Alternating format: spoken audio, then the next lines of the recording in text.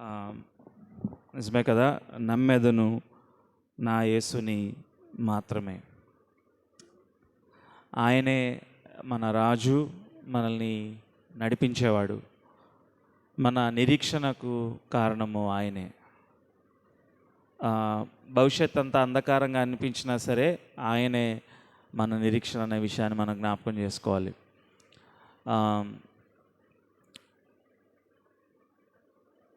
ఈ లోకంలో ఎన్నో రాజ్యాలు వస్తాయి, అవి విస్తరిస్తాయి, ఉన్నతమైన స్థానానికి వెళ్తాయి, మరియు కుప్పకూలిపోతాయి. అంతిమంగా మనం గమనించే విషయం ఏంటంటే, వీఆర్ గోయింగ్ టువర్డ్స్ క్లైమాక్స్. మనం అనుకున్నట్లు దినదినం మనం అభివృద్ధి చెందుతున్నామని అనుకుంటున్నాం, లేకపోతే మనకి ముందున్న రోజులు ఇంకా మంచిగా ఉంటాయనే ఒక ఆశ మనకు ఉండొచ్చు. కానీ లేఖనాలు స్పష్టంగా సెలవిస్తున్న విషయం ఏంటంటే, అవర్ అల్టిమేట్ బ్లెస్డ్ హోప్ ఏంటంటే, మన రక్షకుడు, మన రాజు, మన ప్రభువు యేసయ్య తిరిగి రానై ఉన్నారు. ఆయన ఎంత ఉన్నతమైన వాడో ఆయనని బట్టి మన నిరీక్షణ కలిగి ఈ లోక ప్రయాణంలో మనం ముందుకి వెళ్ళిపోవాలి. అందుకే ఈ లోక పరిస్థితులు మనల్ని కదిలింప చేయకూడదు, ఈ లోక మార్పులు మనల్ని కదిలింప చేయకూడదు. మన కథలన్నీ నిరీక్షణ అయిన మన ప్రభు వైపు మనం చూస్తూ మనం ముందుకు వెళ్ళిపోవాలి. ఎందుకంటే ఆయన ఎంత గొప్పవాడని ఆయన లేఖనాల్లో మనం పరిశీలిస్తూ చూస్తూ వెళ్తున్నప్పుడు మనకి ఎంతగా ఆయన్ని మనం స్తుతించగలము, ఆరాధించవలసిన వారు అనే విషయం మనకి జ్ఞాపకం వస్తూ ఉంటుంది. మనం ధ్యానిస్తున్న నిర్గమాకాండంలో ఆయన విమోచకుడుగా వారిని, ఇశ్రాయేలీయుల్ని బానిసత్వంలో నుంచి విడిపించి, వారికి ఏ యోగ్యత లేదు మరియు ఏ సామర్థ్యం లేదు, వారు బానిసలుగా ఉన్నారు, తమ్ము తాము విడిపించుకోలేని స్థితిలో ఉన్నారు. అలాంటి సమయంలో వారిని విడిపించడం మాత్రమే కాదు, మరియు ఆయన సెలవిచ్చిన మాటల్లో ఆయన తన కృప ద్వారా, కేవలం తన కృప ద్వారా, ఒక గ్రద్ద తన బిడ్డల్ని కాపాడుకునే విధంగా తన రెక్కల చాటున వారిని సంరక్షించి, వారిని తోడుకుని వచ్చి విడిపించి, ఆ యొక్క అరణ్య ప్రాంతంలో నుంచి వారిని కానాను యొద్దకు నడిపిస్తూ, మరియు ఎదురైన ఎర్ర సముద్రమును పాయలు చేసి వారిని నడిపించిన విధానంలో కావచ్చు, వారికి ఆహారం అవసరమైనప్పుడు వారికి ఆహారాన్ని, పరలోకపు మన్నాని వారికి అనుగ్రహించిన విధానంలో కావచ్చు, వారికి దాహమైనప్పుడు వారికి నీటినిచ్చిన విషయంలో కావచ్చు, శత్రువులు ఎదురైనప్పుడు వారిపై జయమిచ్చిన విధానం కావచ్చు, మరియు అంతకంటే ఉన్నతమైన ఆయన వారిని విడిపించిన కారణం ఏంటంటే, మనం చూస్తాము నిర్గమాకాండం 19వ అధ్యాయంలో ఆయన మాట వారు వినవలనని, ఆయన ఆజ్ఞలను గైకొనవలనని, అందునిమిత్తమే ఆయన వారిని విడిపించిన విషయం మనకు స్పష్టమవుతుంది.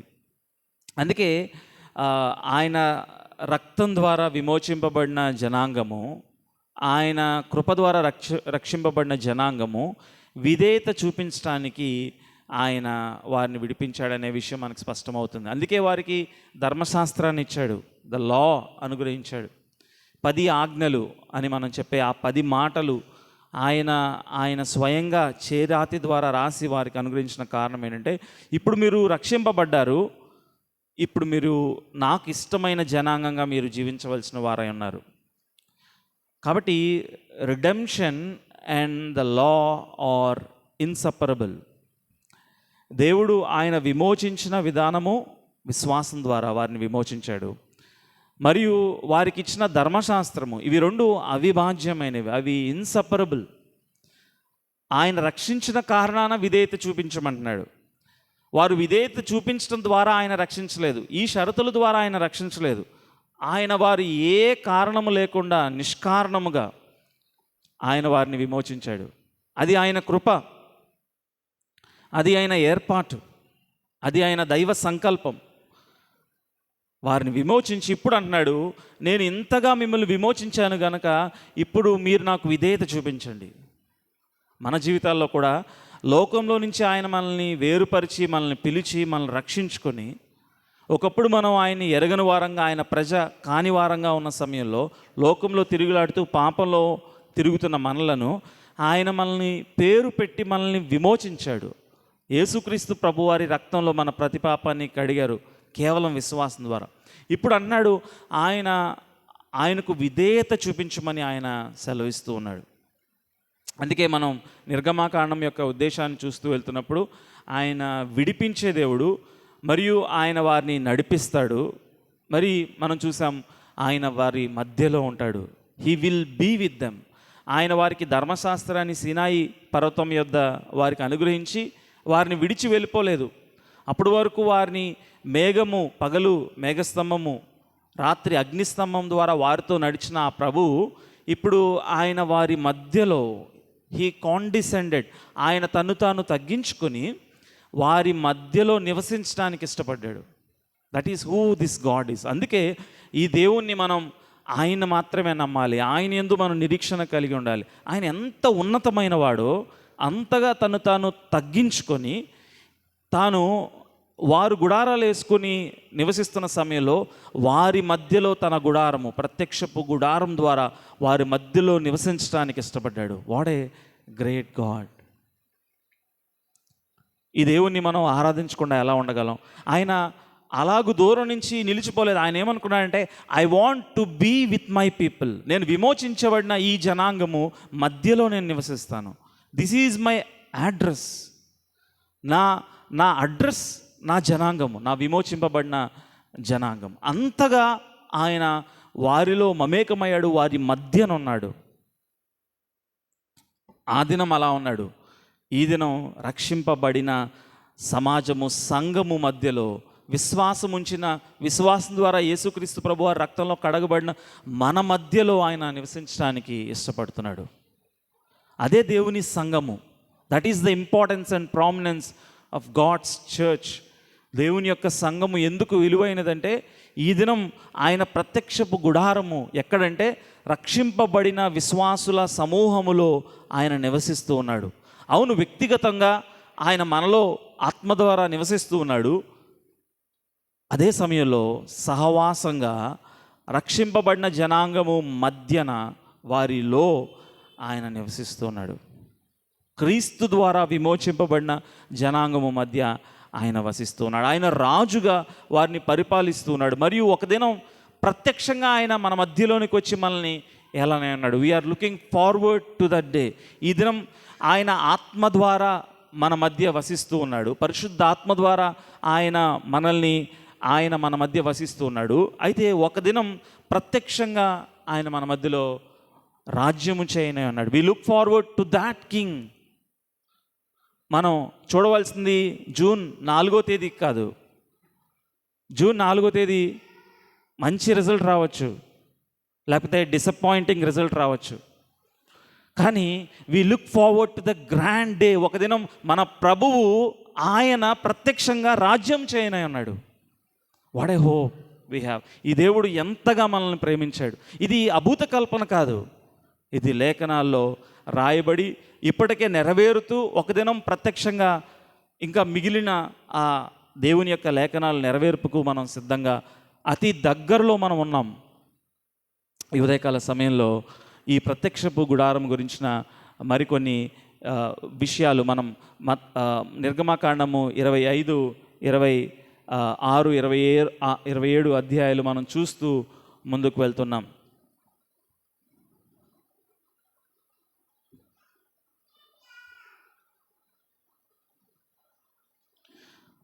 గత వారం కూడా నేను జ్ఞాపకం చేస్తూ వచ్చాను. ప్రత్యక్షపు గుడారము గురించి ధ్యానిస్తున్న సమయంలో ఆయన యొక్క ధర్మశాస్త్రము, ఆయన రక్షణ మరియు ఆయన ధర్మశాస్త్రము ఎంత అవిభాజ్యమైనవో, రక్షింపబడిన వారు విధేయత చూపించవలనని లేఖనాలు ఎలా సెలవిస్తూ ఉన్నాయో, అదే సమయంలో ఆయన ధర్మశాస్త్రము ఆయన వారి మధ్య వసించటం కూడా అవిభాజ్యమైనవే. మీరు ఒకసారి నిర్గమాకాండాన్ని జాగ్రత్తగా ధ్యానిస్తూ ఆలకిస్తూ వెళ్తున్నట్లయితే ఈ లింక్ని మీరు గమనిస్తూ ఉంటారు. అదేంటంటే ఆయన విమోచించాడు, వారికి ధర్మశాస్త్రాన్ని ఇచ్చాడు. ఇప్పుడు ధర్మశాస్త్రము ద్వారా వారి మధ్యలో వసించటానికి ఆయన ఇష్టపడుతూ ఉన్నాడు. ఇవి ఇవి లింక్ అయి ఉన్న విషయాలన్నమాట. అయితే ప్రత్యక్షపు గుడారము, టాబర్నాకల్ అనే ఈ యొక్క వివరణ మనం చూసి అనేక సార్లు వాటిలోని ప్రతి మేకును, ప్రతి విషయాన్ని ఆత్మీయ కోణంలో చూసి దేనికో సూచనగా ఉన్నాయేమో అనే భ్రమపడే అవకాశం ఉంటుంది. దాన్నే ఏమంటారంటే అలిగోరికల్ ఇంటర్ప్రిటేషన్ అంటారు. అంటే మన ఆలోచనల్ని వాక్యం మీద రుద్దటం.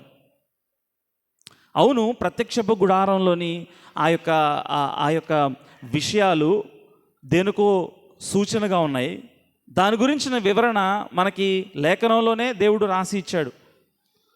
పరిశుద్ధాత్మ ప్రేరణ ద్వారా మనకి హెబ్రీ పత్రికనిచ్చినటువంటి దేవుడు దాని గురించినటువంటి వివరణ మనకి తెలియజేశారు. కాబట్టి మనము ఆత్మీయ కోణంలోనికి వెళ్ళి అతిగా దాన్ని విశ్లేషణ చేసి మన సొంత అర్థాన్ని వాక్యం మీద ఇప్పుడు రుద్దకూడదు.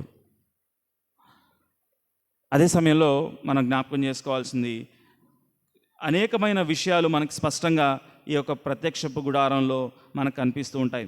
దానిలో మొదటిది ఏంటంటే, నేను గత వారం జ్ఞాపకం చేస్తూ వచ్చాను, God dwelling with his people. దేవుడు తన ప్రజలతో నివసించుట. ఏదెను వనంలో ఆయన ఆదాము హవ్వలతో ఆయన సహవసించాడు. కానీ వారు పాపం చేసినప్పుడు వారిని ఆ యొక్క వనంలో నుంచి బయటకి తోలివేశాడు. తిరిగి దేవుడు తన ప్రజలతో సహవసించడానికి, అతి దగ్గరగా వచ్చి సహవసించడానికి, సినాయి కొండ యొద్ద ఆ మేఘం దిగి వచ్చినప్పుడు వారన్నారు మేము ఆయన దగ్గరకు వెళ్ళలేము, మోషే నీవు వెళ్ళు. ఆ కొండ మీదకి ఆ మేఘము దిగి వచ్చినప్పుడు వీరు కొండ అంచున ఉన్నారు. కొద్దిమంది యాజకులు ఆ కొండ యొక్క మధ్య భాగం వరకు వెళ్ళారు. అయితే మోషే మాత్రం ఆ కొండ అంచునకు వెళ్ళినట్లు మనం గమనిస్తాం. అదే పిక్చర్ని మనకి దేవుడు ఆ యొక్క ప్రత్యక్షపు గుడారంలో ఆ 3 భాగాలుగా, ఒకటి బయటేమో ఆ ఆవరణము, ప్రజలు అక్కడ వరకు రాగలరు, యాజకులు పరిశుద్ధ స్థలం వరకు వెళ్ళగలరు, మరియు ప్రధాన యాజకుడు అతి పరిశుద్ధ స్థలం వరకు వెళ్ళగలిగే యాక్సెస్ని సంవత్సరంలో ఒక్కసారి దేవుడు వారికి అనుమతించాడు. అంటే వారు సమీపంగా రావడం లేదు, వారి పాపము ఆయనకి వారిని దూరంగా చేస్తుందని ఆయన గమనించినప్పుడు ఆయన వారి మధ్యలోనికి దిగి రావడానికి, ఆ ప్రత్యక్షపు గుడారం ద్వారా వారి మధ్య నివసించడానికి ఆయన ఇష్టపడ్డాడు. అయితే ఈ విషయాల్ని మనం ధ్యానించే ముందు మనం మైండ్లో పెట్టుకోవాల్సిన విషయం ఏంటంటే, ఈ దినం ప్రత్యక్షపు గుడారము లేదు, దేవాలయము కూడా లేదు. యేసుక్రీస్తు ప్రభువారు ఈ లోకంలోనికి వచ్చిన తర్వాత, ఆయన మన నిమిత్తమై సిలువ వేయబడి మరణించి పాతిపెట్టబడి తిరిగి లేచిన తర్వాత, ఆయన యందలి విశ్వాసముంచిన జనాంగములో ఆయన పరిశుద్ధాత్మ ద్వారా వసించుచు, ఆయన బిడ్డల సమూహమే, ఆయన సంఘమే ఆయన గుడారము. అంటే ఈ దినం ప్రత్యక్షపు గుడారం అంటే, లేకపోతే దేవాలయం అంటే ఈ కట్టడం కాదు, విశ్వసించిన సంఘము ఆయన యొక్క గుడారము. ఆత్మీయంగా ఆయన సంఘము ద్వారా వసించున్నాడు. ఈ విషయాన్ని జ్ఞాపకం ఉంచుకొని అవి దేనికి దృశ్యరూపకంగా ఉన్నాయో, అవి దేనికి నీడగా ఉన్నాయో, దేన్ని అవి సాదృశ్యంగా ఉన్నాయో ఆ విషయాల్ని మనం గమనిస్తూ ముందుకు వెళ్ళాలి. కాబట్టి మొదటిగా ఆయన వారి మధ్య వసించాడు. ఆయన అడ్రస్ వారి మధ్యలో, ప్రత్యక్షపు గుడారంలో ఆయన నివసించడానికి ఇష్టపడ్డాడు. తర్వాత మనం గమనించాం ఆయన యొక్క ధర్మశాస్త్రము మరియు ఆయన కృప. ధర్మశాస్త్రము మరియు ఆయన కృప. ఆయన ధర్మశాస్త్రము ఎంత పరిపూర్ణమైనదో, పర్ఫెక్ట్ అయినదో, మరియు ఆయన కృప కూడా అంతే విస్తారమైనది. ఆ ధర్మశాస్త్రాన్ని వారు పాటించడం సాధ్యపడని సమయంలో వారికి ఆయన కృప విస్తారంగా చూపించాడు. ఎలాగంటే ఆ బలి యాగముల ద్వారా. అవి దేనికి సాదృశ్యంగా ఉన్నాయంటే మన ప్రభు అయిన రక్షకుడైన యేసుక్రీస్తు ప్రభువారి ఆయన శిలువ మరణ పునరుద్ధానాలకు అవి సాదృశ్యంగా ఉన్న ఆ యొక్క బలి ఏంటంటే ఆయన కృప అనే విషయాన్ని మనం జ్ఞాపకం చేసుకోవాలి.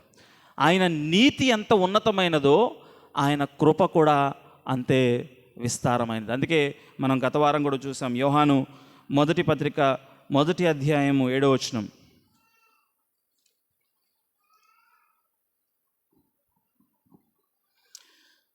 అయితే ఆయన వెలుగులోనున్న ప్రకారము మనము వెలుగులో నడచిన ఎడల మనము అన్యోన్య సహవాసము గలవారమైందుము. అప్పుడు ఆయన కుమారుడైన యేసు రక్తము ప్రతి పాపము నుండి మనలను పవిత్రులుగా చేయును. ఆయన ధర్మశాస్త్రంలో వెలుగులో నడుచుకున్నట్టంటే ఆయనకి విధేయత చూపించుట. అయితే వెలుగులో నడుస్తున్న సమయంలో అనేకసార్లు ల్యాప్సెస్ ఉంటాయి, అనేకసార్లు విధేయత పరిపూర్ణంగా చూపించలేని సమయాలు ఉంటాయి. అప్పుడు యేసు రక్తము ప్రతి పాపము నుండి మనలను పవిత్రులుగా చేయను.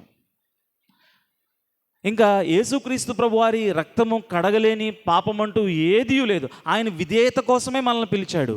కానీ కొన్ని సమయాల్లో తెలియక లేకపోతే తెలిసి చేసిన పాపములకు ప్రాయశ్చిత్తం కూడా ఆయనే సమకూర్చేవాడై ఉన్నాడు.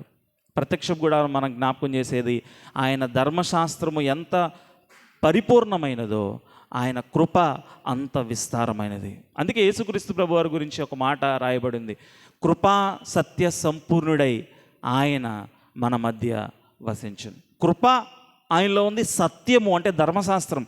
దేవుడు ఎప్పుడు కూడా ఆయన ఎంత కృప కలిగిన వాడో అంతే న్యాయం కలిగిన వాడు, నీతి కలిగిన వాడు, సత్యం కలిగిన వాడు. ఆయన సత్యాన్ని ఎప్పుడు రాజీపడడు.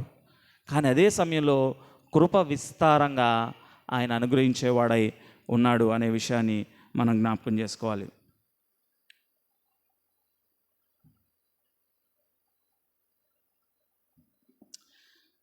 అయితే ఈ దినం మనం నిర్గమాకాండం 25వ అధ్యాయం మొదటి నుంచి కొన్ని విషయాలు మనం చూసి మనం ఈ దినం ఆ విషయాల్ని ధ్యానిద్దాం. గత వారం మనం ధ్యానిస్తూ వచ్చాం 25వ అధ్యాయం, నిర్గమాకాండం 25వ అధ్యాయం 1వ వచనం. యెహోవా మోషేకు ఈలాగు సెలవిచ్చును, నాకు ప్రతిష్టార్పణ తీసుకుని రండని ఇశ్రాయేలీయులతో చెప్పుము. మనఃపూర్వకముగా అర్పించు ప్రతి మనుషుని యొద్ద దాన్ని తీసుకొనవలెను. అయితే దేవుని ఉన్నతమైన ఆయన ఎంత తగ్గింపు కలిగిన వాడంటే ఆయన అన్నాడు, నేను మీ మధ్య నివసిస్తాను, I'm going to dwell in your midst. మీరు నాకు ఒక ప్రత్యక్షపు గుడారాన్ని చేయాలి, కానీ దానికి మీరే మనఃపూర్వకంగా మీ యొద్ద నుంచే దానికి కానుకలు అర్పించాలి కదా. చాలాసార్లు చాలామంది అనుకునేది ఏంటంటే దేవుడు ఆయన సమస్తానికి అధిపతి కదా, ఆయనకి మానవులు ఇచ్చే దాంతో ఏం పని ఉంటుంది? అవును, ఆయన సంపదలో ఆయనకి ఏ లోటు లేదు, ఆయన సమస్తాన్ని కలుగు చేసినవాడు. సొలొమోను కూడా అదే అంటాడు. కానీ he wants to work through us. ఆయన మన ద్వారా పని చేయడానికి ఇష్టపడుతున్నాడు. అదే సమయంలో బలవంతంగా కాదు. అందుకే ఒక మాట ఉంది, సంతోషముగా నిచ్చెడివారు. ఎప్పుడు కూడా దేవునికి బలవంతంగా లేకపోతే అయిష్టతతో ఇచ్చిన దాన్ని ఎప్పుడు దేవుడు స్వీకరించడు. మనం ఆదికాండంలోనే చూస్తాం కయ్యూని యొద్ద. కానీ మనఃపూర్వకంగా ఆయనకిచ్చే వాటి ద్వారా ఆయన పని జరిగించడానికి ఆయన ఇష్టపడుతూ ఉన్నాడు. ఆయనే కదా సమస్తాన్ని ఇచ్చింది. దావీదు అంటాడు కదా, సమస్తాన్ని నీవు ఇచ్చావు, నీవిచ్చిన దానిలోనే నీకు ఇచ్చున్నాను. కానీ ఈ దేవుని యొక్క హృదయం మనకు అక్కడ బయలుపడుతుంది. సమస్తాన్ని సృజించిన సృష్టికర్త అయిన దేవుడు ఆయన ఏమంటాడంటే ఆయన ఆహ్వానిస్తున్నాడు, మనఃపూర్వకంగా మీరు నా ప్రత్యక్షపు గుడారము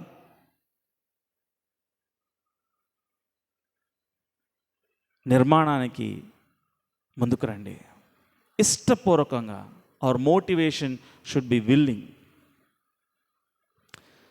లూకాసు వార్త 8వ అధ్యాయం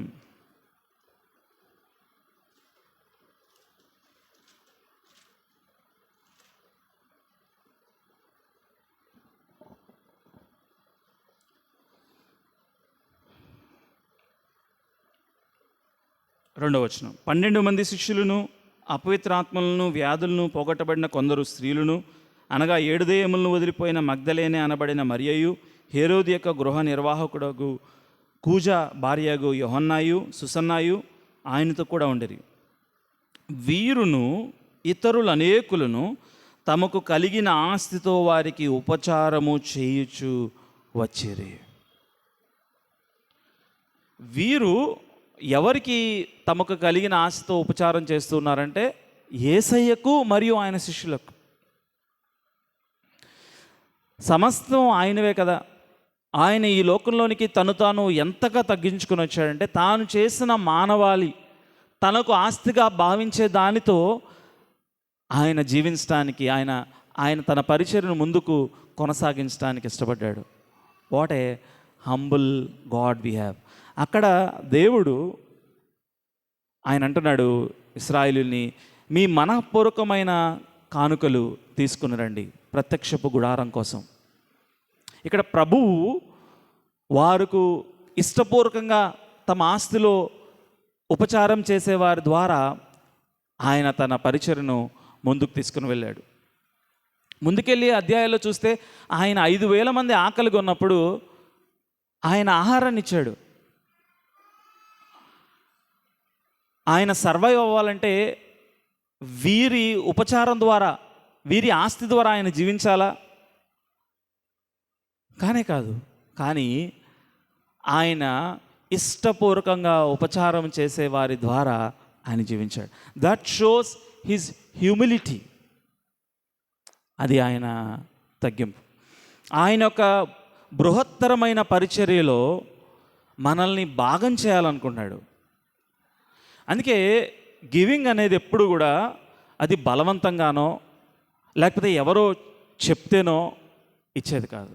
it should happen voluntarily and wilfully, understanding the purpose and plan of God. ఈ దినం మనకి ప్రత్యక్షపు గుడారం నిర్మించడానికి లేదు, కానీ ఆయన వాక్య ప్రకటనకు, సువార్త విస్తరణకు ప్రభు కోసం ఇష్టపూర్వకంగా మనం ఇవ్వడానికి ఆయన ఆహ్వానిస్తున్నాడు. Giving wilfully, voluntarily and joyfully.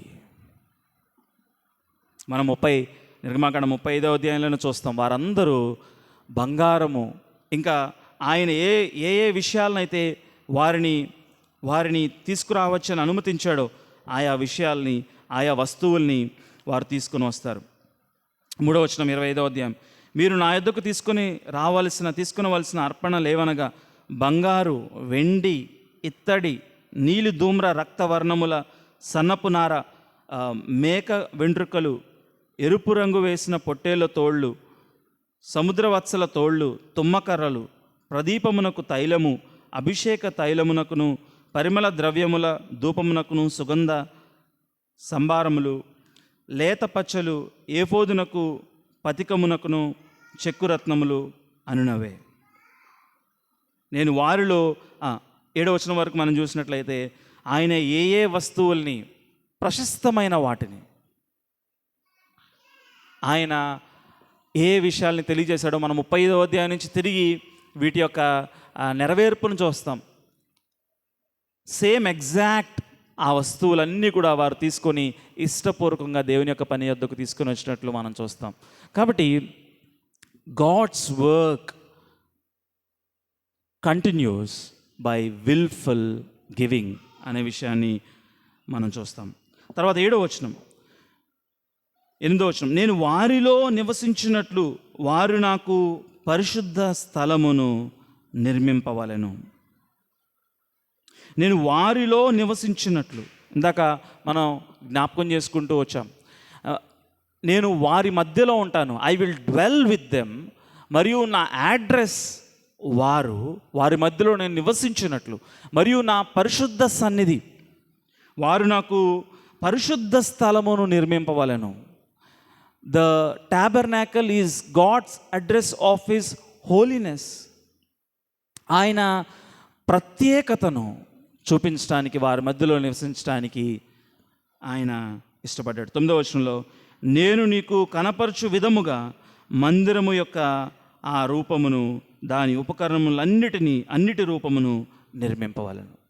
మరియు do exactly like I tell you, నేను చెప్పిన విధముగా. ఇక్కడ మనం జ్ఞాపకం చేసుకోవాల్సిన విషయం ఏంటంటే, దేవుడు ఆయన చెప్పిన విధంగా ఆ ప్రత్యక్షపు గుడారాన్ని నిర్మించమని జ్ఞాపకం చేస్తున్నాడు. కారణం ఏంటంటే, ఇది పరలోకపు blueprint. It is a shadow of what is there in the heaven. పరలోకంలో ఉన్నతమైన ఆయన సన్నిధి రిఫ్లెక్షన్ ఆయన తీసుకొని వస్తున్నాడు. మనకి చాలా చూడటం అనేది చాలా ఇష్టం. అందుకే ఈ దినాల్లో ఫోన్స్, టీవీస్, స్క్రీన్స్కి ఎక్కువ ఎందుకు వాల్యూ అంటే, మనల్ని అట్లాగూ కట్టుపడేస్తుంది ఫోన్ లేకపోతే టీవీ. ఆ పిక్చరైజేషన్ చేయగలుగుతుంది. ఇక్కడ ఆ దినాల్లోనే దేవుడు ఆయన ఆ పరలోకపు పిక్చర్ని ఆ విజువల్గా వారి మధ్యలోనికి తీసుకొని వస్తూ ఉన్నాడు. అందుకే ఆయన అంటున్నాడు, మీకు ఇష్టం వచ్చినట్లు కాదు, నేను చూపించిన విధంగా, నేను చెప్పిన విధంగా ఎగ్జాక్ట్గా సైజ్ కానీ, విడ్త్ కానీ, హైట్ కానీ, బ్రెడ్త్ కానీ, ఆ మెటీరియల్ కానీ, వాటి పొజిషన్ కానీ, వాటి విధానం కానీ నేను చెప్పిన విధంగా చేయవలేను. ఈ దినం మనం జ్ఞాపకం చేసుకున్నట్లు గత వారంలో ఎఫెసీయులకు రాసిన పత్రిక 2వ అధ్యాయంలో ఆయన నిర్మాణం చేస్తున్నాడు. ఆయన ఒక మందిరాన్ని నిర్మాణం చేస్తున్నాడు. ఇది మనం తాకగలిగేది కాదు. ఆత్మీయ మందిరాన్ని ఆయన తయారు చేస్తున్నాడు.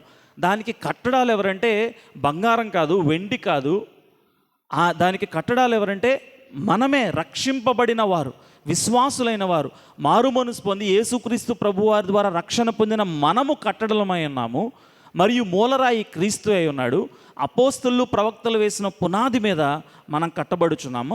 అయితే మనం జ్ఞాపకం చేసుకోవాల్సిందంటే, ఈ కట్టవలసిన విధానము నూతన నిబంధన విశ్వాసులుగా మనకు కూడా ఆయన చూపించిన విధానంలో కట్టాలి. It is in his direction. అయితే ఈ దినం మనకి ఆయన ఎత్తు, పొడవు, కొలత ఆయన ఇవ్వలేదు. ఆయన దేని ద్వారా కట్టమన్నాడంటే స్వార్థ కేంద్రితంగా కట్టమన్నాడు. స్వచ్ఛమైన సువార్తని ప్రకటించడం ద్వారా సంఘ నిర్మాణం చేయమన్నాడు.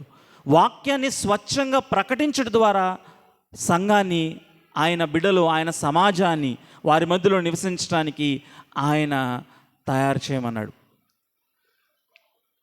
ఆయన ఆరాధించే విధానం మీరు ఈ పాటలే పాడండి అని ఆయన తెలియచేయాల. లేకపోతే మీరు ఇలానే చేయండి, మీ ఆర్డర్ ఆఫ్ వర్షిప్ ఇలానే ఉండాలి. దాన్ని ఏమంటారంటే ఫామ్ అంటారు. Form can differ. కానీ మనం పాడే పాటలు, మనం ధ్యానించే లేఖన భాగాలు, మనం పాల్గొనే బల్ల, మనం అర్పించే అర్పణలు, ఇవి ఫామ్ డిఫరెంట్గా ఉండొచ్చు.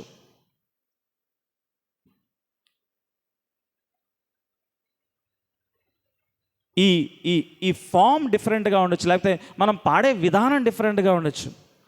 కానీ సత్యం ఒకటే, ట్రూత్. ఆయన చెప్పిన విధానం ఏంటంటే స్వచ్ఛమైన వాక్యము అనే పునాది మీద సంఘాన్ని కట్టమన్నాడు. ఇప్పుడు మనం ఒకసారి పరిశీలన చేసుకుంటే, లోకంలో ఎవరు ఇష్టం వచ్చినట్లు వారి స్వంత ఆలోచనలను దేవుని యొక్క వాక్యం మీద రుద్దుతూ, సువార్తను పలచన చేసి, ఎవరికి ఇష్టమైన రీతిలో వారు సువార్తను ప్రకటిస్తూ, సువార్త ఏంటి? నేను పాపం చేశాను, నేను నా ఆలోచనలో, క్రియల్లో, తలంపుల్లో, ఆపాదమస్తకం నాలో పాపం ఉంది. నా పాపం పోవాలంటే నా పాప నిమిత్తమైన శిక్ష నేను భరించాలి. నేను భరించలేనని ప్రభు ఎరిగి, దేవుడు ఎరిగి, ఆయన కుమారుని నాకు ప్రత్యామ్నాయంగా, అతి పరిశుద్ధుడైన దైవ కుమారుని నాకు ప్రత్యామ్నాయంగా బలి అర్పించి, ఆయన యందలి విశ్వాసం ద్వారా నేను ఆయన కుమారుని, కుమార్తెనయ్యే భాగ్యాన్ని ఆయన ఇచ్చాడు, కేవలం విశ్వాసం ద్వారా. మరియు ఇప్పుడు నన్ను విధేయతకు ఆయన ఆహ్వానిస్తూ ఉన్నాడు. ఈ సువార్త కాక ప్రభువుని నమ్ముకుంటే నీకు రోగాలు పోతాయనో, ప్రభువుని నమ్ముకుంటే నీకు ఉద్యోగాలు వస్తాయనో, డబ్బులు వస్తాయనో, మంచి జరుగుతుందనో, లేకపోతే ప్రభువుకి మీరు ఇస్తే దేవుడు మీకు ఇస్తాడనో, వివిధమైనటువంటి ప్రభువు చెప్పని విధానంలో జరిగే పరిచర్యలు కావచ్చు, లేకపోతే పరిశుద్ధాత్మ పేరట జరిగే అల్లరి కావచ్చు, వాక్య వక్రీకరణ కావచ్చు.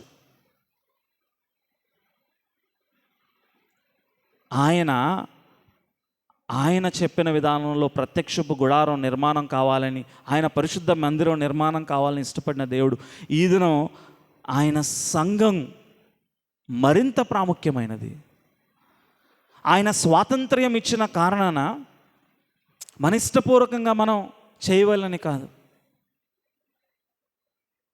ఆయన బయలుపరిచిన విషయాల్లో నమ్మకంగా ఉంటూ, స్వాతంత్ర్యం ఇచ్చిన విషయాల్లో వాక్యానికి బయటకు వెళ్లకుండా నమ్మకంగా ముందుకు వెళ్తూ, ఆయన చెప్పిన విధానంలో దేవుని యొక్క రాజ్య విస్తరణలో ముందుకు వెళ్ళడం.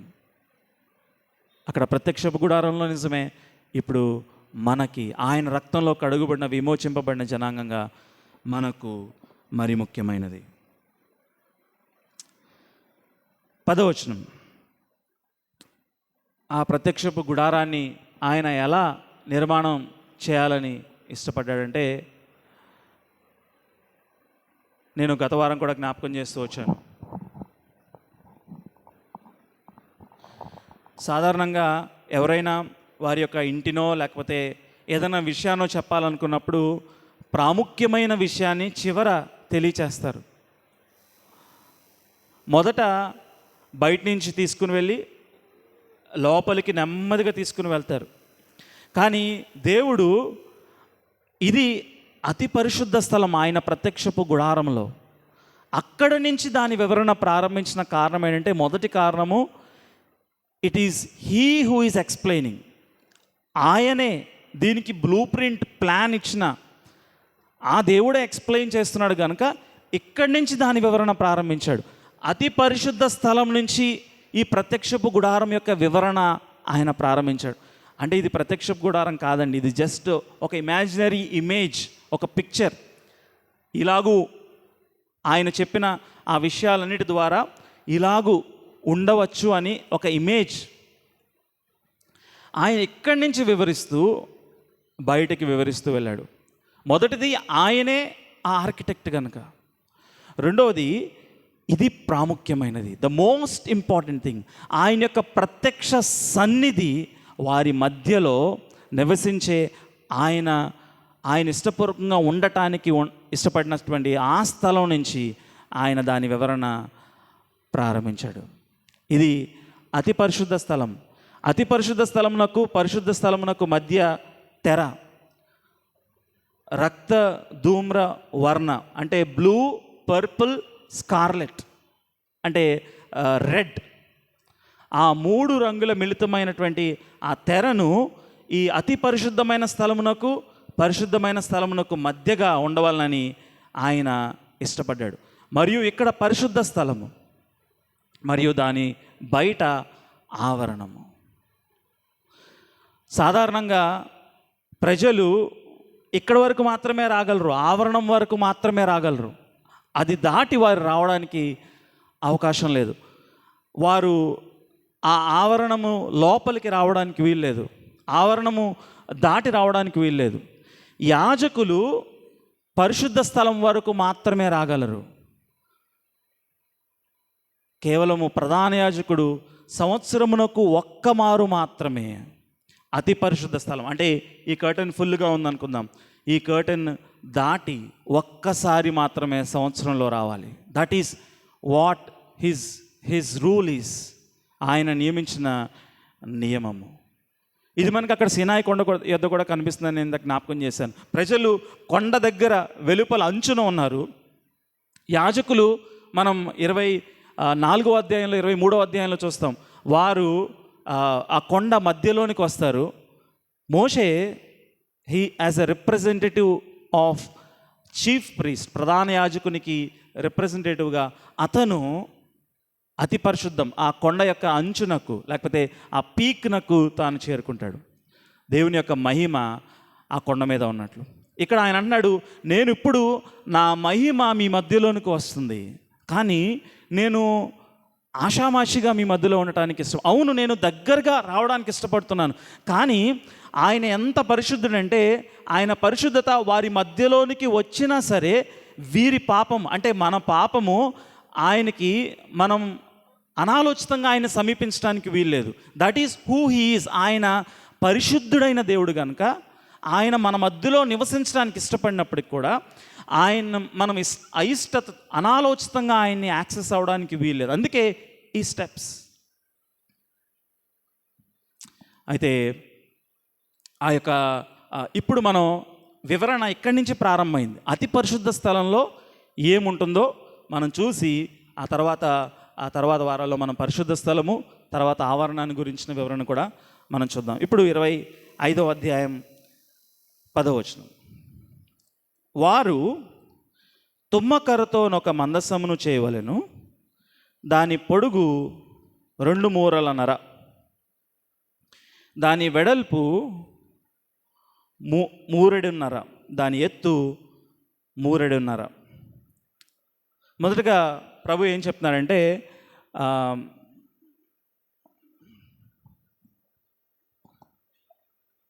ఈ మందసం యొక్క నిర్మాణం గురించి ప్రభు చెప్తూ అంటున్నాడు. మెటీరియల్ ఏమై ఉండాలంటే తుమ్మకర్రతో అంటే అకేషియా వుడ్ అనే ఒక మెటీరియల్తో ఒక మందసాన్ని చేయి.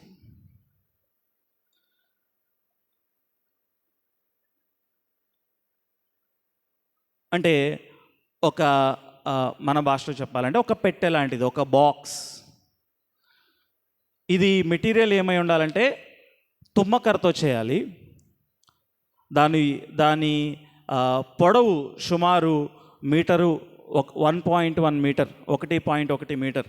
దాని ఎత్తు మరియు వెడల్పు 0.7 మీటర్స్, అంటే మీటర్ కంటే తక్కువ. అంటే మనం ఇమాజిన్ చేసుకోవచ్చు, ఇది అంత పెద్ద బాక్స్ కాదు. ఆయన అన్నాడు అలాగు చేసి దాన్ని చూద్దాం. దాని మీద మేలిమి బంగారు రేకు పొదిగింపవలెను. దాన్ని చక్కగా బంగారంతో దాని రేకు బంగారుపు రేకు ద్వారా దాన్ని పొదిగింపవలెను. దాని మీద బంగారు జవను చుట్టూ కట్టవలెను. దానికి 4 బంగారు ఉంగరములు పోతపోసి ఒక ప్రక్కను 2 ఉంగరములు, ఎదుటి ప్రక్కన 2 ఉంగరములు ఉండినట్లు దాని 4 కాళ్లకు వాటిని చేయవలను. దానికి ఏం చేయమంటాడంటే ఇలాగూ 4 సైడ్స్ 4 రింగ్స్ లాంటివి పెట్టి వాటికి పోల్స్ పెట్టమన్నాడు. కారణం ఏంటంటే వారు ఇక్కడి నుంచి ముందుకు వెళ్ళే సమయంలో దాన్ని తాకకూడదు, కేవలం దీన్ని మోసుకుంటూ వారు ముందుకు వెళ్ళిపోవాలి. మరొక్కసారి మనకి జ్ఞాపకం చేసేది ఏంటంటే ఆయన ఎంత పరిశుద్ధుడో జ్ఞాపకం చేస్తూ ఉంటుంది. మరియు ఆయన చెప్పిన విధానంలో వారు చేయవాలని ఎగ్జాక్ట్ కొలతలతో సహా ఆయన ఇస్తూ ఉన్నాడు. మనం ఒకవేళ మీకు పాత నిబంధన చరిత్ర తెలిస్తే సమూయేలు 2వ గ్రంథంలో 6వ అధ్యాయంలో చూస్తాం. ఆయన వారిని ఆ యొక్క మందసాన్ని మోసుకొని వెళ్ళవాలని నియమిస్తే అక్కడ 2 వ్యక్తులు ఏం చేస్తారంటే ఒక బండి మీద దాన్ని పెడతారు, ఎద్దుల బండి మీద దాన్ని పెడతారు, కాట్ మీద దాన్ని పెడతారు. వారు దేవుని యొక్క ఉగ్రతను చవి చూస్తారు. అంటే ఆయన ఎంత పరిశుద్ధుడంటే he wants things to be done according to his will అనే విషయాన్ని మనకి జ్ఞాపకం చేస్తుంది. తర్వాత ముందుకెళ్ళి చూద్దాం. 13వ వచనంలో తుమ్మకర్రతో మోతకర్రలను చేసి వాటి బంగారు రేకులను పొదిగించి, మోతకర్రలను చేసి దానికి బంగారు రేకులను పొదిగించి, వాటితో ఆ మందసమును మోయుటకు ఆ ప్రక్కల మీది ఉంగరముల్లో ఆ మోతకర్రలు దూర్చవలెను. మనం చూస్తున్నాం కదా, ఆ మోతకర్రలను దూర్చవలెను. ఆ మందసములో నేను నీకిచ్చు శాసనములు ఉండవలెను. ఈ మందసంలో ఏముండాలంట? ఆయన ఇచ్చిన శాసనములు ఉండాలి. శాసనములు అంటే ఏంటి? ఆయన 2 పలకల మీద ఆయన 10 మాటలను రాసి ఇచ్చాడు. ముందు అధ్యాయంలో మనం చూస్తాం, మోషే సినాయి కొండ యొద్దకు వెళ్ళినప్పుడు 2 పలకల మీద 10 మాటలను రాసి ఆయన ఇచ్చాడు. అదే మనం చూసాం కదా, 10 ఆజ్ఞలు అంటాం కదా. ఆ 10 మాటలు రాసిన ఆ 2 పలకలు వారు తీసుకుని వచ్చి దీనిలో పెట్టాలి. అంత మాత్రమే కాదు, ఆ 2 పలకలు మాత్రమే కాదు, హెబ్రీ గ్రంథకర్త మనకి కొంచెం మరి వివరణ ఇస్తాడు. ఒకసారి చూద్దామా? హెబ్రీ పత్రిక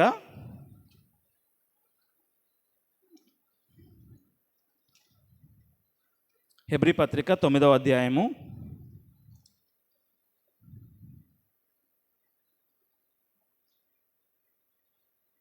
4వ వచనం.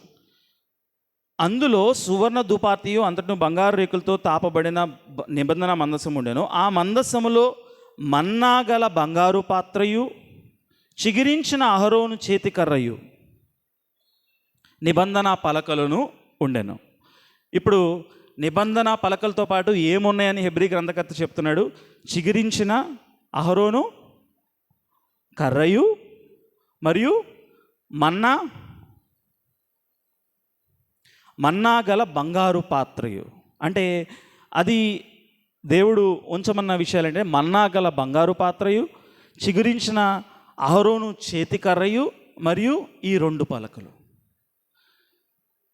అంటే ఆయన సన్నిధికి మూలమైనది ఏంటంటే ఆయన ధర్మశాస్త్రం, ఆయన 10 ఆజ్ఞలు. ఎందుకు ఆయన మందసంలో ఆ 2 పలకలు ఉంచమన్నాడంటే the law is who I am. అందుకే ఒక కీర్తనలో మనకు ఒక మాట ఉంటుంది, ఆయన తన ధర్మశాస్త్రం తన నామము కంటే ఉన్నతమైనదిగా హెచ్చించనంటాడు. అంటే ఆయన అందుకే ధర్మశాస్త్రం ఏంటంటే, ఈ 10 ఆజ్ఞలు ఏంటంటే ఆయన స్వభావాన్ని చూపించేవి. ఈ 2 పలకల్లో ఆయన రాసి ఇచ్చిన ఆ 10 మాటలు ఆయన స్వభావాన్ని తెలియచేసేవి. దాంతోపాటు అహరోను చేతికర్రయు, చిగురించిన అహరోను చేతికర్రయు మరియు మన్నా కలిగిన బంగారు పలకలు, మన్నా కలిగినటువంటి బంగారు పాత్ర.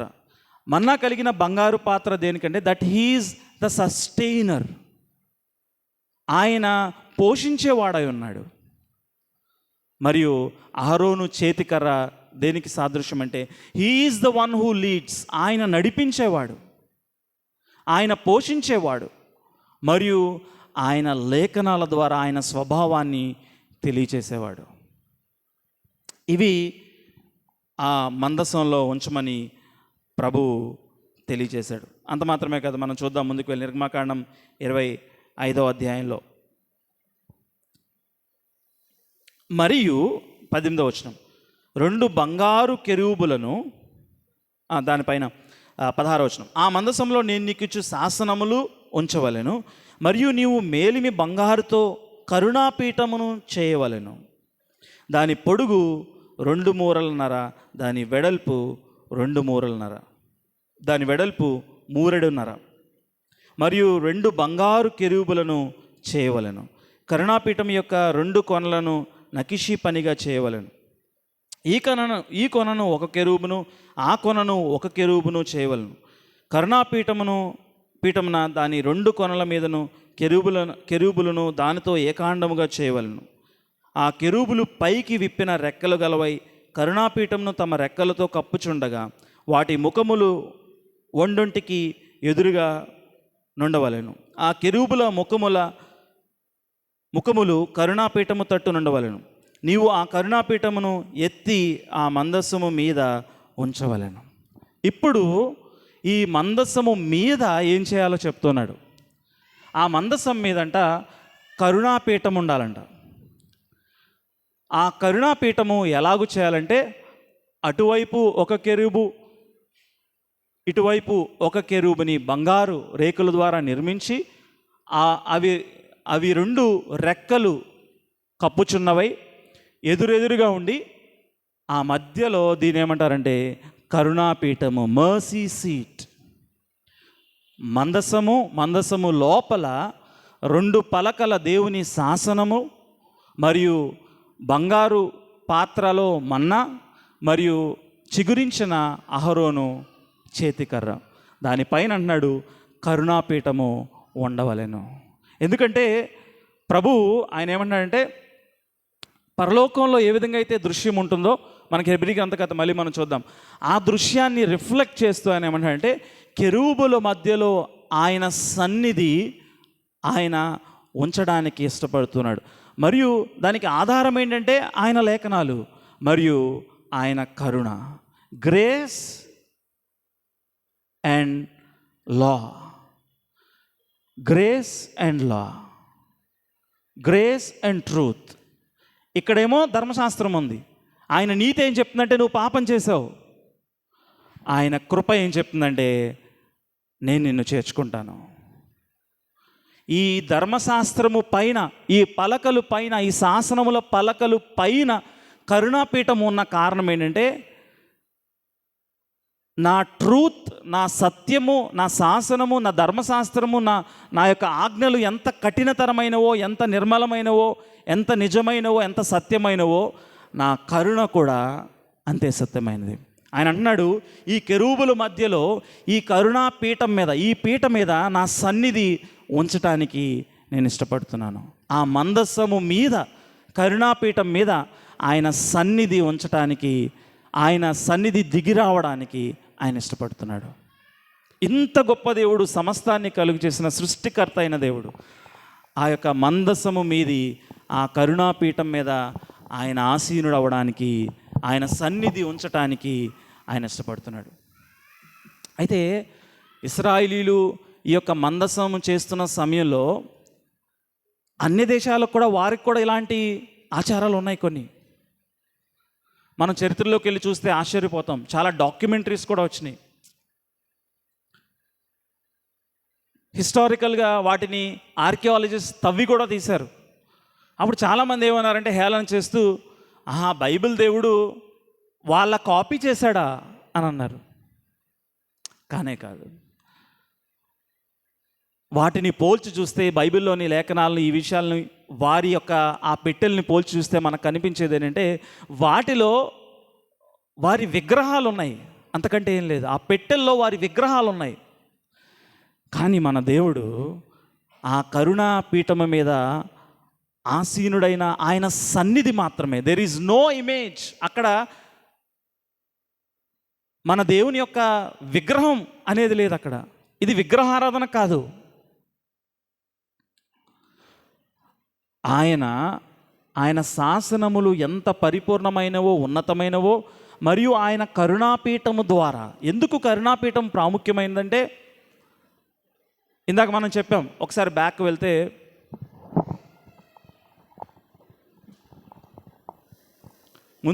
ముందు స్లైడ్లో మనం చూసిన విషయం ఏంటంటే, రెగ్యులర్గా వారు ధర్మశాస్త్రాన్ని మీరిన ప్రతిసారి ఎప్పుడైనా వారు పరిశుద్ధ స్థలంలోనికి రావాలంటే ఇక్కడ వారికి ఆల్టర్ ఉంటుంది, బలిపీఠం ఉంటుంది.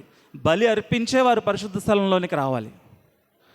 అంటే ధర్మశాస్త్రాన్ని మీరిన ప్రతి ఒక్కరూ, అయ్యా నేను ఇదనం ధర్మశాస్త్రం మీరాను అన్నప్పుడు, లేకపోతే ఈ ఆజ్ఞను పాటించలేదు, దాని తాలూకు బలి అర్పించి నా పాప క్షమాపణ పొందుకోవడానికి నేను ఇష్టపడుతున్నప్పుడు వారు వచ్చినప్పుడు ఆ యాజకుడు బలి అర్పించి పరిశుద్ధ స్థలంలోనికి మాత్రమే రాగలడు. కానీ సంవత్సరానికి ఒక్కసారి పాప పరిహారార్థ బలి,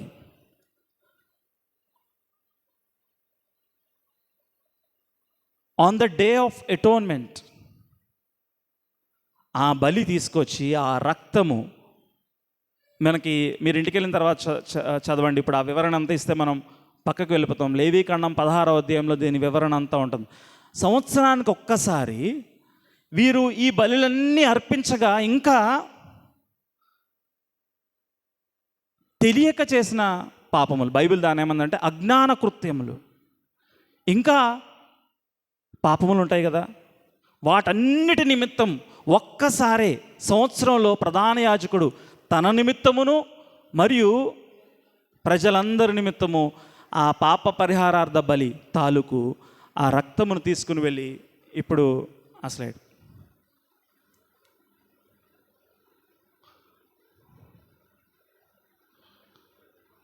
తీసుకుని వెళ్ళి ఈ కరుణాపీఠం మీద ఆయన చెప్పిన విధానంలో ప్రోక్షించినప్పుడు దేవుడు ఆయన్ని వారిని క్షమించడానికి ఇష్టపడ్డాడు.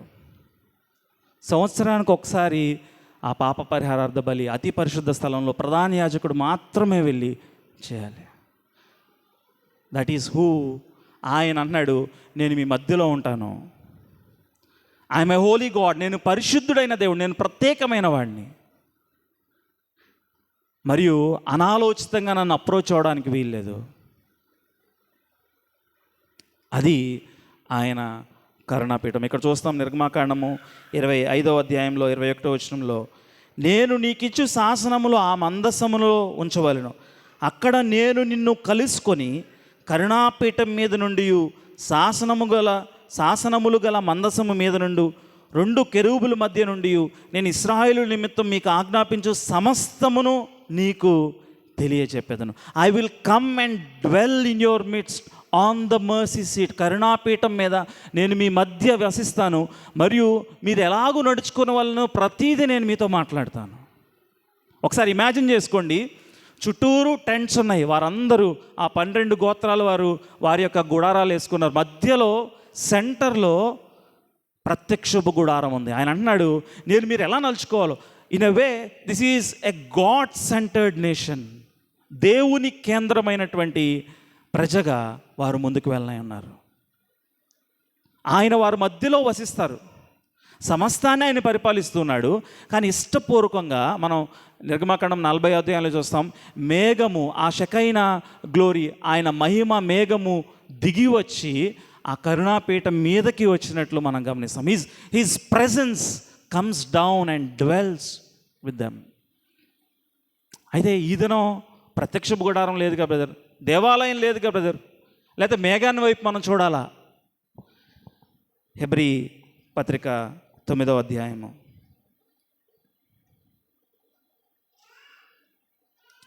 హెబ్రీ పత్రిక 9వ అధ్యాయము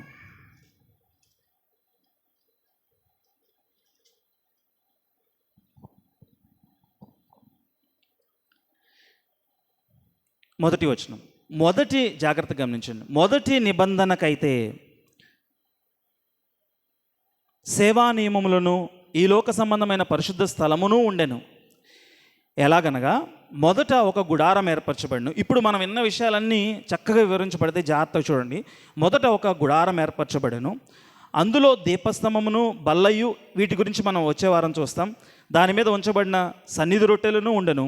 దానికి పరిశుద్ధ స్థలం అని పేరు. 2వ తెరకు అవల అతి పరిశుద్ధ స్థలమును గుడారం ఉండెను. అంటే మనం చూసిన ఈ అతి పరిశుద్ధమైన స్థలంలోనే అందులో సువర్ణ ధూపార్తియు అంతటను బంగారు రేకులతో తాపబడిన నిబంధన మందసమును ఉండెను. ఆ మందసములో మన్నా గల బంగారు పాత్రయు, చిగిరించిన అహరోను చేతికర్రయు, నిబంధన పలకలను ఉండెను. మనం చూసాం దానిలో ఏముందో మందసంలో. దాని పైని కరుణాపీఠమును కమ్ముకొనిచిన మహిమగల కెరూబులు ఉండెను. వీటిని గురించి ఇప్పుడు వివరంగా వల్లపడదు. 6వ వచనం. ఇవి ఇలాగూ ఏర్పరచబడినప్పుడు యాజకులు సేవ చేయుచు నిత్యమును ఈ మొదటి గుడారములోనికి వెళ్ళుదురు. కానీ ఇందాక మనం అనుకున్న విషయం, సంవత్సరమునకు 7వ వచనం, హెబ్రీయులకు రాసిన పత్రిక 9వ అధ్యాయం 7వ వచనం, సంవత్సరమునకు ఒక్కసారి మాత్రమే ప్రధాన యాజకుడు ఒక్కడే రక్తము చేత పట్టుకొని 2వ గుడారములోనికి ప్రవేశించును. ఆ రక్తము తన కొరకును ప్రజల అజ్ఞాన కృతముల కొరకును అతడు అర్పించును. దీనిని బట్టి ఆ మొదటి గుడారం ఇంకా నిలుచుచుండగా అతి పరిశుద్ధ స్థలంలో ప్రవేశించు మార్గము బయలుపరచబడలేదని పరిశుద్ధాత్మ తెలియజేయుచున్నాడు. ఆ గుడారము ప్రస్తుత కాలమునకు ఉపమానముగా ఉన్నది. జాగ్రత్తగా గమనించండి. ఆ గుడారం ఇప్పటికు ఉపమానంగా ఉంది. ఈ ఉపమానార్థమును బట్టి మనస్సాక్షి విషయంలో ఆరాధకునికి సంపూర్ణ సిద్ధి కలుగు చేయలేని అర్పణలను బలులను అర్పింపబడుచున్నవి. అవి ఉపమానంగా ఉన్నాయి, కానీ అవి మనస్సాక్షికి విషయంలో ఆరాధకునికి సంపూర్ణ సిద్ధి చేయలేని అర్పణలు. అవి ఉపమానార్థంగా ఉన్నాయి, అవి దేనికో ఛాయగా ఉన్నాయి, దేన్నో చూపిస్తూ ఉన్నాయి. 10వ వచనం, ఇవి దిద్దుబాటు జరుగు కాలం వచ్చే వరకు విధింపబడి అన్నపానములతోనూ నానా విధములైన ప్రక్షాళనతోనూ సంబంధించిన శరీర ఆచారములు మాత్రమై ఉన్నవి. 11వ వచనం, అయితే క్రీస్తు రాబోచున్న మేలుల విషయమై ప్రధాన యాజకుడిగా వచ్చి, ఇప్పుడు చూడండి, ప్రధాన యాజకుడిగా ఎవరు వచ్చారంట? యేసుక్రీస్తు ప్రభువారి రాకడతో క్రీస్తు ప్రధాన యాజకుడిగా వచ్చి తానే నిత్యమైన విమోచన సంపాదించి, నిత్యమైన విమోచన అంటే బలి ఆయనే అర్పించాడు. ఆయనే సర్వ పాప పరిహారార్థ బలిగా ఆయన అర్పించి నిత్యమైన విమోచన సంపాదించి, హస్తకృతము కానిది అనగా ఈ సృష్టి సంబంధము కానిదియు మరి ఘనమైనదియు పరిపూర్ణమైనదియునైన గుడారము ద్వారా మేకల యొక్కయు కోడెల యొక్కయు రక్తముతో కాక తన స్వరక్తముతో ఒక్కసారే పరిశుద్ధ స్థలంలో ప్రవేశించాను. యేసుక్రీస్తు ప్రభువారంట ఒక్కసారే తన పాప పరిహారార్థ బలిగా ప్రధాన యాజకుడిగా ఒక్కసారే అతి పరిశుద్ధ స్థలంలోనికి ఆయన ప్రవేశించాడంట. అంటే ఈ ఉపమానాన్ని మీ యొక్క దృష్టిలో పెట్టుకోండి. నిత్యుడగు ఆత్మ ద్వారా 14వ వచనం, తన్ను తాను దేవునికి నిర్దోషినిగా అర్పించుకున్న క్రీస్తు యొక్క రక్తము నిర్జీవ క్రియలను విడిచి జీవము గల దేవుని సేవించుటకు మీ మనస్సాక్షిని ఎంతో ఎక్కువగా శుద్ధి చేయను. 23వ వచనం, పరలోకముందున వాటిని పోలిన వస్తువులు ఇట్టి బలుల వలన శుద్ధి చేయబడవలసి ఉండను, కానీ పరలోక సంబంధమైన వీటికంటే శ్రేష్టమైన బలుల వలన శుద్ధి చేయబడను. అందువలన నిజమైన పరిశుద్ధ స్థలమును పోలి హస్తకృత్యమును పరిశుద్ధ స్థలంలో క్రీస్తు ప్రవేశింపలేదు, కానీ హస్తకృతమైన పరిశుద్ధ స్థలంలో క్రీస్తు ప్రవేశింపలేదు, కానీ ఇప్పుడు మన కొరకు దేవుని సముఖమందు కనపడటకు పరలోకమందే ప్రవేశించును. అంతేకాదు ప్రధాన యాజకుడు ప్రతి సంవత్సరము తనది కాని రక్తము తీసుకొని పరిశుద్ధ స్థలంలోకి ప్రవేశించినట్లు ఆయన అనేక పర్యాయములు తాను అర్పించుకున్నట్టుకు ప్రవేశింపలేదు. అట్లయిన ఎడల జగత్తు పునాది వేయబడినది మొదలుకొని ఆయన అనేక పర్యాయములు శ్రమపడవలసి వచ్చును. అయితే ఆయన యుగములు సమాప్తి యందు తను తానే బలిగా అర్పించుకున్నట్టు వలన పాప నివారణ చేయుటకై ఒక్కసారే ప్రత్యక్షపరచబడెను. మనుషులకు ఒక్కసారి మృతి పొందవాలని నియమింపబడను, ఆ తర్వాత తీర్పు జరుగును. అలాగనే క్రీస్తు కూడా అనేకుల పాపములను భరించుటకు ఒక్కసారి అర్పింపబడి తన కొరకు కనిపెట్టుకుని ఉండు వారి రక్షణ నిమిత్తము పాపము లేకుండా రెండవసారి ప్రత్యక్ష మగును. కాబట్టి ఆయన ఇప్పుడు ప్రత్యక్షపు గుడారం లేదు, అంతకంటే ఉన్నతమైన ఆ పరలోక పట్టణమునకు మన ప్రధాన యాజకునిగా క్రీస్తు బలులు కాదు, మేకలు కాదు, కోడెలు కాదు, తన స్వరక్తం ఇచ్చి బలిగా తన్ను తాను అప్పగించుకొని ఆ రక్తాన్ని తీసుకొని పరలోకముందున్న పరిశుద్ధ స్థలంలో ఆ కరుణాపీఠంలో ఆయన ప్రోక్షించి మన మనస్సాక్షికి శుద్ధి కలుగు చేయుచున్నాడు. That is the great salvific work of our Lord Jesus Christ. మన యేసుక్రీస్తు ప్రభువారి రక్షణ కార్యం అది. ఇప్పుడు మనకి ఈ శరీరకృతమైన లేకపోతే హస్తకృతమైనటువంటి లేకపోతే హ్యాండ్మేడ్ టాబర్నాకల్ కాదు, అంతకంటే ఉన్నతమైన పరిశుద్ధ పట్టణంలో ఆయన అతి పరిశుద్ధ స్థలంలో మన ప్రభువు మన పాపముల నిమిత్తమై బలి అర్పించాడు. ఒక్కసారి ఆయన చెల్లించాడు, ఏటేటా కాదు. అదే ప్రాముఖ్యమైతే మన నిమిత్తం యేసుక్రీస్తు ప్రభువారు చెల్లించిన వేళ మరి ఎంత ప్రాముఖ్యమైనది. He has paid for our sins completely and totally. ఆయన మన పాపములకు సమస్త వెల చెల్లించాడు. ఇంకా సాతానుడు వచ్చి ఆయన నీ దేవుడు ఈ పాపం గురించి నీకు వెల చెల్లించాడా అనడానికి వీల్లేదు. సమస్త పాపములకు వెల ఆయన చెల్లించాడు అతి పరిశుద్ధ స్థలంలో ఆయన ప్రవేశించడం ద్వారా. కాబట్టి ఆ దినాల్లో ప్రత్యక్షపు గుడారం కలిగిన ఇశ్రాయేలీలు దేవుణ్ణి సేవించగలిగారు. కానీ ఈ దినం యేసుక్రీస్తు ప్రభువారి ద్వారా మనం మరింత మన దేవుణ్ణి సేవించగలం. ఉదయకాల సమయంలో నీ ముందున్న ప్రశ్న ఏంటంటే, నీవు ఈ రక్తంలో కడుగబడ్డావా? యేసు రక్తము ప్రతి పాపము నుండి మనలను పవిత్రులుగా చేయను. ఒకవేళ రక్షణ పొందినట్లయితే దాని ప్రాముఖ్యతను గ్రహించావా? ఆయన బల్ల మన జ్ఞాపకం చేసేది ప్రతి వారం అదే. ఆయన అర్పించిన బలికి, ఆయన నలుగుగొట్టబడిన శరీరము, చిందించబడిన రక్తమునకు సాదృశ్యమైన ఈ బల్ల మన జ్ఞాపకం చేసేది, this is the sacrifice that he has paid for our salvation. ఉదయకాల సమయంలో ప్రార్థన చేసుకుని ఆయన బలను మనం సమీపిద్దాం.